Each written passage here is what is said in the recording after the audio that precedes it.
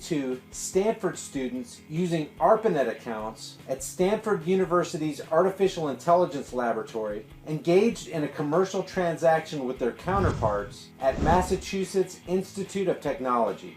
Before Amazon, before eBay, the seminal act of e-commerce was a drug deal. The students used the campus network to quietly arrange the sale of an undetermined amount of marijuana. After Tupac was cremated, his ashes were mixed with marijuana and smoked by members of his hip-hop group, Outlaws. In 1977, a plane loaded with almost 10,000 pounds of marijuana crashed into Yosemite Park. Local rock climbers were first on the scene and amassed a fortune from the wreckage. The word canvas is derived from the word cannabis because canvas used to be made from hemp fiber. Under U.S. federal law, marijuana is classified as a Schedule I drug and is defined as having no medical use. So it might come as a surprise to some to hear that the government actually owns one of the only patents on marijuana as medicine. And here it is, U.S. Patent 6630507. It's titled Cannabinoids as Antioxidants and Neuroprotectants, and was awarded to the Department of Health and Human Services in October 2003. This patent claims exclusive rights on the use of cannabinoids for treating neurological diseases such as Alzheimer's, Parkinson's, and stroke, and diseases caused by oxidative stress such as heart attack, Crohn's disease, diabetes, and arthritis. The University of Mississippi operates the United States' only legal marijuana farm on behalf of the U.S. government. Jazz musician Louis Armstrong asked Richard Nixon to carry his bags through custom for him because he was an old man. The bags had marijuana in them. A 2-year-old girl was placed in foster care after her parents got busted with marijuana. Shortly after, she suffered fatal head injuries at the hands of her new government-assigned foster parents. Marijuana is technically illegal in Amsterdam. Law enforcement simply turns a blind eye to the coffee shops that sell it. On January 1st, 1976, a prankster played a word game with the Hollywood sign. He hung curtains to make it read Hollyweed. Colorado switched mile marker 420 to 419.99 in order to stop people from stealing it.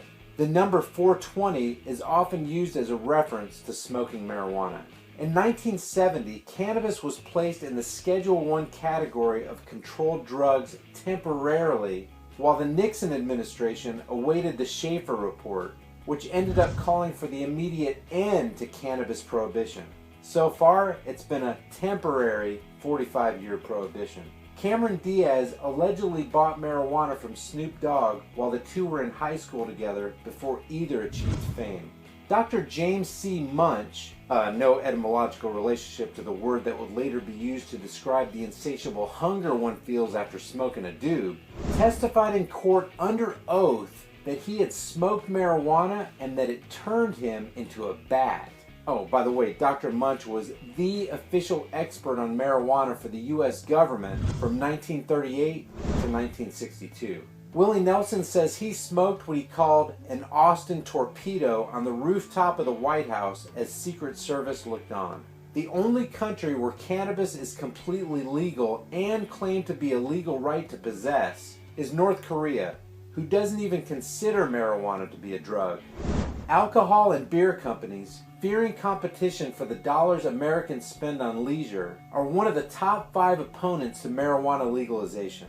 Also included on the list are police unions, who've become dependent on federal drug war grants to finance their budget, private prison corporations that make millions by incarcerating people who've been in prison for drug crimes, including marijuana, pharmaceutical corporations whose pharmaceutical interests would like to keep marijuana illegal so that Americans, of course, don't have the option of cheap medical alternatives to their products, and prison guard unions, who have a vested interest in keeping people behind bars just like for-profit prison companies do. Now, snack food companies, on the other hand, they're all for the idea of marijuana legalization.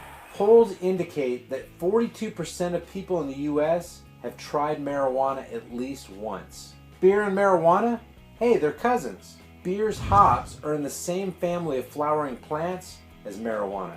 Study after study shows that marijuana is much less harmful than alcohol or tobacco.